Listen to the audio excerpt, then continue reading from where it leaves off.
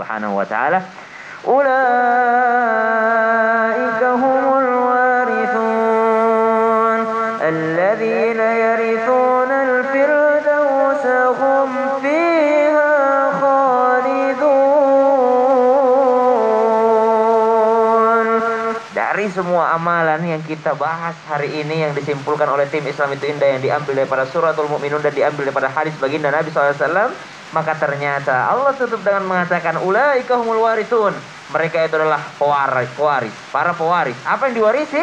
Alladzina yarithunal firdausa hum fiha khalidun. Mereka tidak dikatakan masuk ke dalam surga Firdaus, tidak, tapi mereka mewarisi surga Firdaus. Kalau warisan berarti sebenarnya udah ada nama kita di Jannatul Firdaus sebenarnya. Tinggal masuknya aja nih. Maka orang yang paling merugi adalah orang yang tidak mengambil warisannya di sana. Jadi kita masuk ke dalam Jannatul Firdaus insyaallah semuanya yang nonton Islam itu Indah, jamaah Islam itu Indah insyaallah bertemu di Jannatul Firdaus insyaallah. Dan masih ada amalan selanjutnya. Amalan ke-9, calon penghuni surga Firdaus adalah yakni meminta surga Firdaus itu sendiri.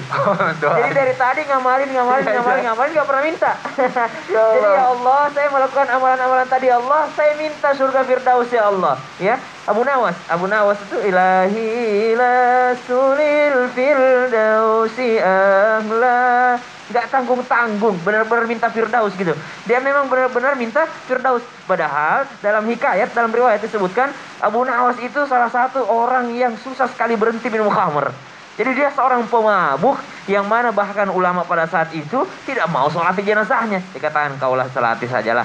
Tapi ternyata ada secarik kertas di kantong bajunya yang membuat imam menangis. Kenapa? Ternyata ada syair ini. Orang ini tidak lepas harapannya kepada Allah. Dia mengatakan dalam syairnya itu dikatakan bahwasanya saya ini lebih baik daripada orang yang ada di masjid. Katanya.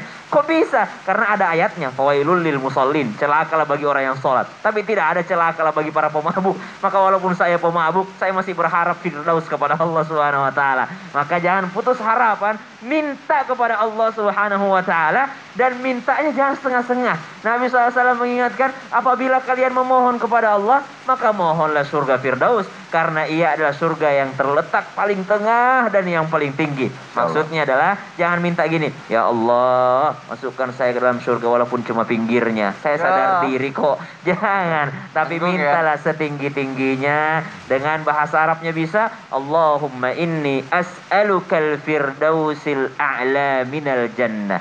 Atau Allahumma inni as'alukal firdausal a'la minal jannah. Boleh kita sama-sama baca? Bismillahirrahmanirrahim. Bismillahirrahmanirrahim. Allahumma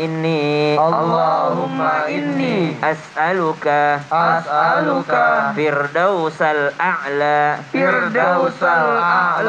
minal jannah.